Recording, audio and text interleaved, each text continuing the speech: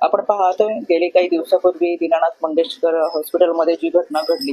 त्याचे पडसाद हे संपूर्ण महाराष्ट्रामध्ये उमटताना दिसतात। खरं तर आरोग्य सुविधा ही अतिशय मूलभूत अशी गरज आहे आणि नागरिकांना धर्मदाय संस्थांनी चांगल्या पद्धतीची आरोग्य सुविधा देणं हे अपेक्षित असताना आणि तशी नियमावली असताना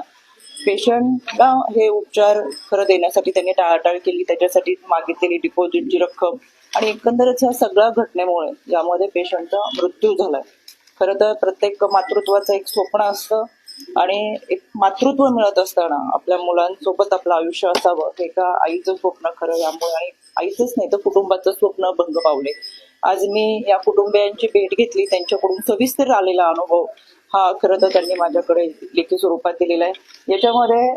बऱ्याच वेळा पेशंट आणि डॉक्टर यांच्यामध्ये झालेल्या चर्चा, झालेली ट्रीटमेंट आणि जे काही रिपोर्ट हे गोपनीय असतात, पण यामध्ये हॉस्पिटलनी स्वतःला वाचवण्यासाठी जो अहवाल सादर केला त्याच्यामध्ये बऱ्याचशा पेशंटच्या गोपनीय गोष्टी जाहीर केलेल्या आहेत, ते अत्यंत चुकीचं आहे आणि या घटना या गोष्टी हॉस्पिटलने खरं तर समिती समोर मांडायला पाहिजे होतं, ते सोशल मीडियाच्या माध्यमातून मांडले। त्यांना मी कडक शब्दात समज देतेच, पण आता 11 वाजता आयुक्त कार्यालयामध्ये राज्य महिला आयोगाच्या वतीनं बैठक बोलवलेली आहे। याच्यामध्ये राज्य समितीच्या वतीनं जी समिती केलेली आहे